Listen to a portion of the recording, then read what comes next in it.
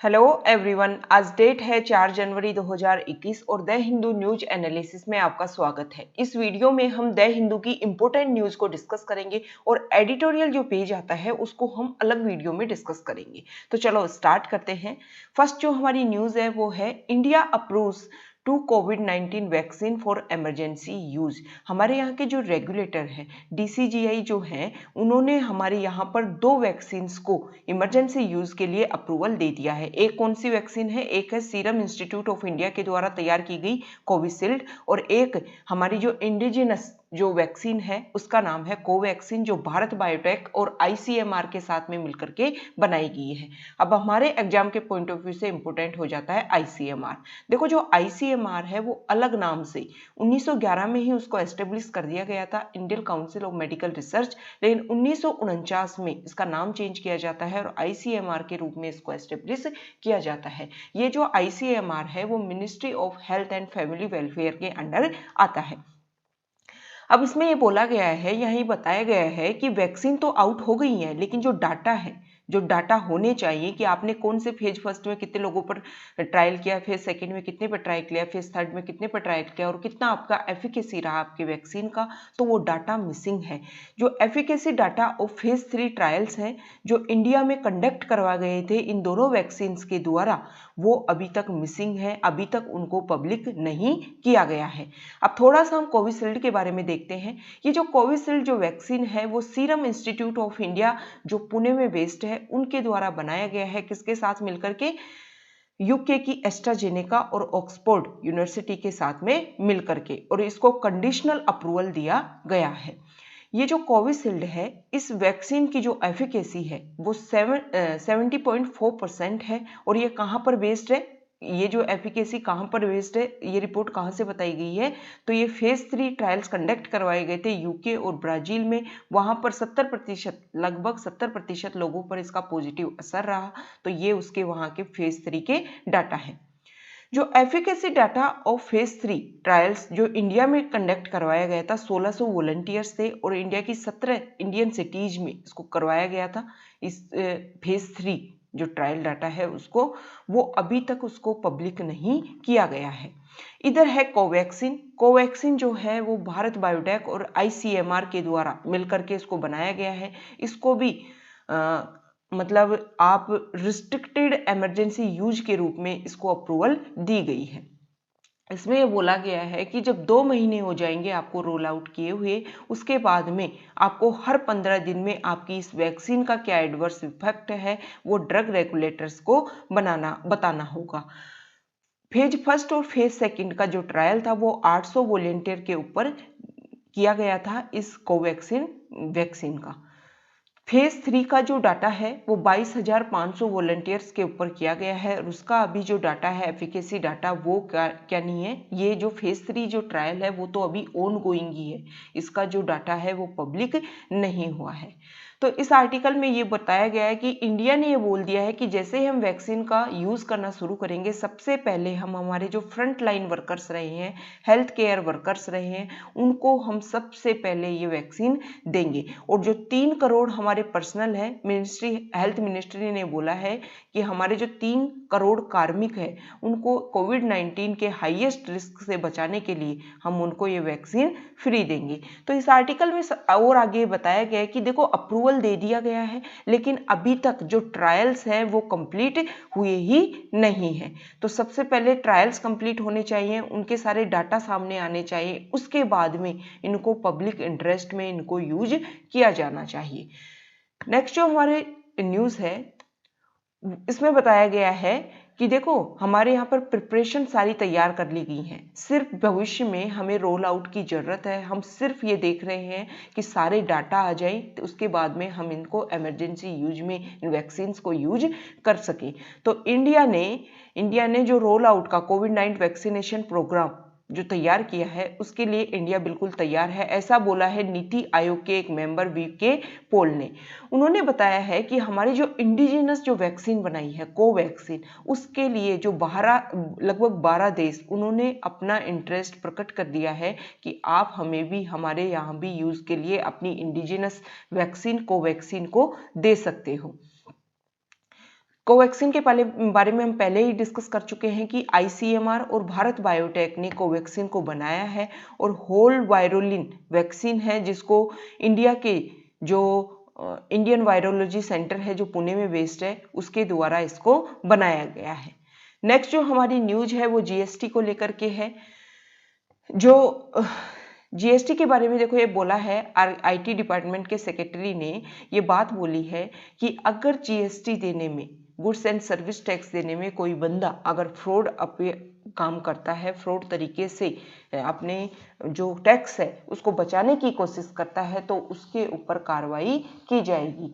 इस आर्टिकल में ये बताया गया है, जो फाइनेंस सेक्रेटरी है हमारे अजय भूषण पांडे, उन्होंने ये बताया है कि दिसंबर में जितना टैक्स कलेक्ट हुआ उससे हमें ये लग रहा है कि हमारी इकोनॉमी जो स्लो डाउन में चली गई थी अब वो दोबारा उससे उभर रही है। इनका जो फाइनेंस मिनिस्ट्री का एक और स्कीम है विवाद से विश्वास तक। मतलब अगर किसी बंदे को ये लगता है कि गवर्नमेंट के द्वारा गलत तरीके से इम्पोज किया गया है उनके ऊपर टैक्स, तो वो जाकर के अपना विवाद को सुलझा सकते हैं, ताकि उनके अंदर विश्वास बन सके कि गवर्नमेंट जो है वो गलत तरीके से कोई भी काम नहीं कर रही है।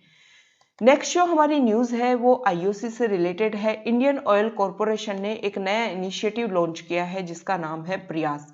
ये उन्होंने इसलिए लॉन्च किया है कि ठंड का मौसम है और नाइट शेल्टर, जो लोग बाहरी जगह रहते हैं, तो अपने फ्यूल स्टेशन के पास में जो लोकल कम्युनिटीज हैं जिनको जिस चीज़ की ज़रूरत है उस नीड्स को एड्रेस करने के लिए इंडियन ऑयल कॉरपोरेशन ने एक नया इनिशिएटिव प्रयास लॉन्च किया है, ताकि जो लोग हैं नाइट शेल्टर्स जो चलते हैं वहाँ पर जो लोग हैं उन लोगों को उन्होंने कंबल ब्लैंकेट देने की कोशिश की है ताकि लोगों को ठंड से बचाया जा सके। नेक्स्ट जो हमारी न्यूज़ है वो देखो, ये है मध्य प्रदेश से। मध्य प्रदेश की गवर्नमेंट ने अपने कैबिनेट को एक्सपेंड किया है। अब देखो ये न्यूज़ हमारे लिए कोई इंपॉर्टेंट नहीं है, लेकिन इससे रिलेटेड न्यूज़ जो हमारे लिए इम्पोर्टेंट है कि कैबिनेट का मैक्सिमम विस्तार कितना हो सकता है। तो यहाँ पर जितनी मध्य प्रदेश में जितनी पहले देखो इस पे ऊपर कोई कैप नहीं थी, कितने भी लोगों को मुख्यमंत्री अपने पहचान के लोगों को, अपनी जानकारी के लोगों को मुख्य क्या बना सकता था, कैबिनेट मिनिस्टर बना सकता था। सिर्फ और सिर्फ एक रिक्वायरमेंट थी कि उनको सदस्य होना पड़ता था लेजिस्लेटिव असेंबली का। लेकिन 91 जो अमेंडमेंट एक्ट आया 2003 में, उसके बाद में एक कैप लगाई दी गई कि जितनी टोटल आपकी संख्या है आपकी असेंबली की, उससे 15% ज़्यादा संख्या नहीं हो सकती। आपके कैबिनेट मिनिस्टर प्लस में मुख्यमंत्री दोनों को मिला करके 15% से ज़्यादा नहीं हो सकती। ये जो कैबिनेट मिनिस्टर्स होते हैं उनको गवर्नर ओथ दिलवाते हैं। तो ये हमने डिस्कस किया। नेक्स्ट जो न्यूज़ है वो महाराष्ट्र से लेकर के है। महाराष्ट्र में औरंगाबाद के नाम बदल करके संभाजी नगर उसको किया जा रहा है। तो इस आर्टिकल में ये बोला गया है कि हमारे देश में लगभग 80% जो जनसंख्या है वो हिंदूज की है। तो आप क्यों ऐसी पॉलिटिक्स खेल रहे हो कि रिलीजन के नाम पर जो आप लोगों को क्या कर रहे हो, पॉलिटिक्स के लिए हिंदू और मुस्लिम कम्युनिटीज को रिलीजन के नाम पर उनको क्या कर रहे हो, डिवाइड कर रहे हो। देखो फार्मर्स प्रोटेस्ट चल रहा है। नेक्स्ट जो हमारा आर्टिकल है वो फार्मर प्रोटेस्ट को लेकर के है। राजस्थान की तरफ से जो किसान हैं वो दिल्ली की तरफ बढ़ रहे थे और उन्होंने क्या किया, एक हिंसात्मक तरीके से उन्होंने करने की कोशिश की प्रोटेस्ट को। तो पुलिस ने उन लोगों को रोक दिया है। रेवाड़ी हरियाणा के पास में बैरिकेड्स को तोड़ करके वो आगे बढ़ रहे थे दिल्ली जयपुर हाईवे पे, तो पुलिस ने उनको रोक दिया है। अब 4 जनवरी को आज ही के दिन जो अनदर राउंड ऑफ टॉक्स, देखो 2 चीजों पर तो सहमति बन चुकी है, स्टेबल बर्निंग के ऊपर और जो सब्सिडी दी जाती है उसके ऊपर। अब जो बात होनी है वो एमएसपी के ऊपर बात होगी और एक बात होगी कि जो तीन जो फार्मर्स लॉ बनाए गए हैं उनको रिपील करने की बात की जा रही है। तो जो नेक्स्ट राउंड होगा बात का उसमें ये बातें भी डिस्कस की जाएंगी। नेक्स्ट जो हमारा आर्टिकल है वो FSSAI मतलब food safety and standard authority of India से रिलेटेड है। उसने ये बोला है कि फूड्स में जो ट्रांस फैट का जो लेवल है उसको हमें लिमिट करना होगा, कम करना होगा, क्योंकि WHO ने बात बोली है कि हर साल पूरे विश्व में ग्लोबली 5.4 लाख डेथ हो जाती है। क्यों? इन फैट के लेने से। देखो जो FSSAI है उसने एक कैप फिक्स की है, मतलब एक मैक्सिमा फिक्स किया है कि आप अपने ऑयल्स में, फैट्स में 2021 तक तो फिक्स करो कि 3% से ज़्यादा ट्रांस फैटी एसिड्स नहीं होगा, और 2022 तक आप फिक्स करो 2%। इससे पहले, मतलब अब ये जो कैप फिक्स की है उससे पहले ऑयल्स में और फैट्स में जो ट्रांस फैटी एसिड्स थे उनकी जो मात्रा थी, अमाउंट था, वो 5% तक था। अब इस अमेंडमेंट के द्वारा इसको चेंज कर दिया गया है। देखो WHO ने गाइडलाइंस दी थी और उन्होंने एक इनिशिएटिव किया था कि ग्लोबल एलिमिनेशन ऑफ ट्रांसफैट 2023 तक जो ट्रांसफैट है उसका पूरे विश्व में एलिमिनेशन किया जाना है, और उसके लिए सबको मिलकर के काम किया जाएगा।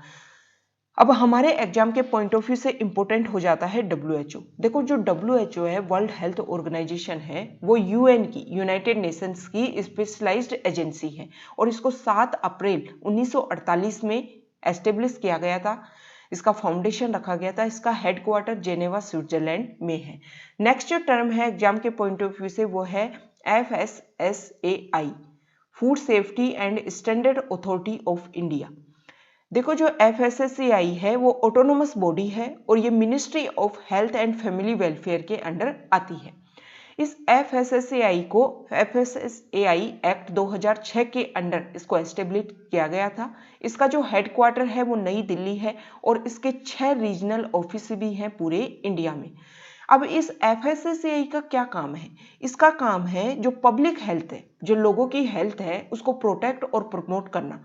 इसके लिए उसे किस तरीके से वो करती है कि फूड सेफ्टी को, फूड को वो सुपरवाइज करती है ताकि फूड सेफ्टी के थ्रू वो लोगों की हेल्थ को प्रोटेक्ट और प्रमोट कर सके।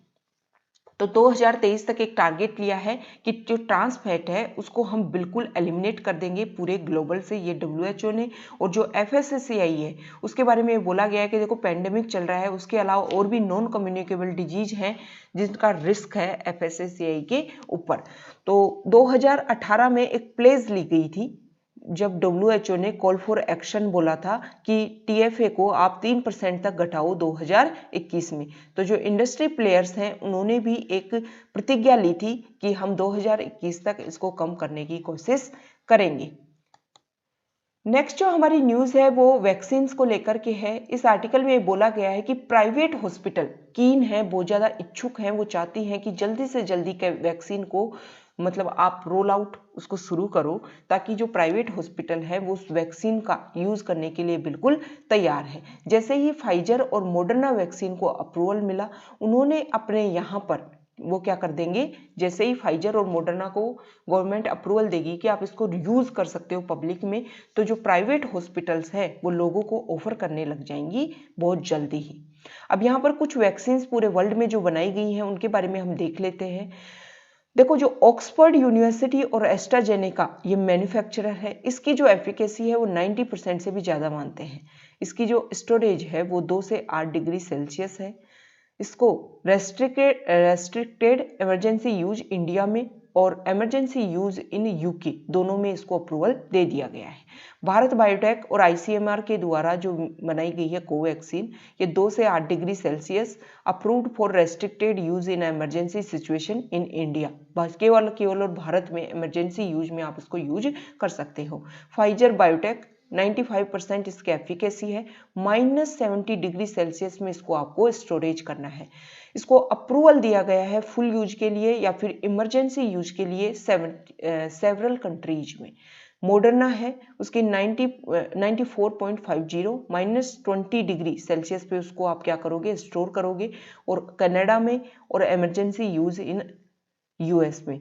गैमेलिया रिसर्च सेंटर के द्वारा जो बनाई गई है वो भी -18 डिग्री, रशिया में और बेलारूस और अर्जेंटीना में। रशिया में तो अर्ली यूज और बेलारूस अर्जेंटीना में इमरजेंसी यूज। सेंसिनो बायोलॉजिक्स 2 से 8 डिग्री सेल्सियस, चाइना में limited use. Vector institute unknown है इसकी एफिकेसी अभी, और 2 से 8 degree Celsius early use in Russia. Beijing institute of biological products 79.34%, 2 से 8 डिग्री सेंटीग्रेड और limited use in China. Sinovac biotech 50 degree से भी कम इसकी एफिकेसी है, 2 से 8 डिग्री सेल्सियस और लिमिटेड यूज इन चाइना, और सिनोफार्म अननोन है, इसकी एफिकेसी भी पता नहीं चला है कितनी एफिशिएंट है, और 2 से 8 degree Celsius approved in China, UAE and Bahrain. तो यहाँ पर बताया गया है कि कोविड-19 की बहुत सारी वैक्सीन बन चुकी है, प्राइवेट सेक्टर बिल्कुल इच्छुक है कि इनको यूज करने के लिए क्या दो आप अपनी परमिशन दो, ताकि प्राइवेट जो हॉस्पिटल्स है वो यूज कर सके। प्राइवेट हॉस्पिटल्स ने ये बात और बोली है कि हमने जो हमारे यहाँ पर जो इंफ्रास्ट्रक्चर, जैसे फाइजर को -70 डिग्री की जरूरत है, तो हमने यहाँ पर अपना जो इंफ्रास्ट्रक्चर है उसको इस तरीके से तैयार कर लिया है कि हम प्राइवेट जो है सेक्टर जो है वो उसका यूज कर सके। नेक्स्ट जो हमारी न्यूज़ है वो फॉरेन सेक्टर से है, फॉरेन जो पार्ट आता है उससे है। देखो, चाइना ने अपनी जो डिफेंस लॉ है उसको तैयार किया है, उसको चेंज किया है। क्यों चेंज किया है? क्योंकि वो वॉर के लिए, युद्ध के लिए अपने आप को तैयार करना चाहती है। चाइना ने जो अपना नया रेगुलेशन डिक्लेयर किया है उसमें बोला है कि when China sovereignty, unity, territorial integrity and security and development interest are under threat, the country can conduct national wide और लोकल डिफेंस मोबिलाइजेशन।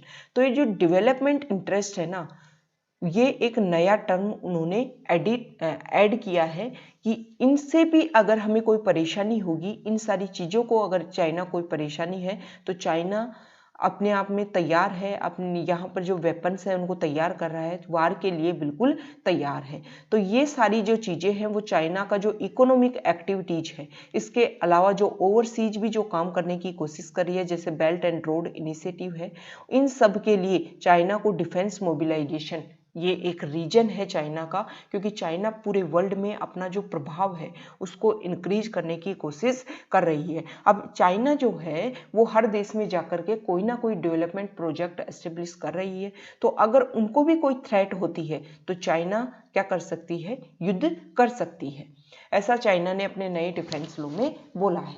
तो ये आज का हमारा डिस्कशन था। इसमें हमने द हिंदू की जो इम्पोर्टेंट न्यूज़ हैं उनको हमने अपने एग्जाम के पॉइंट ऑफ व्यू से रिलेट करके डिस्कस किया है।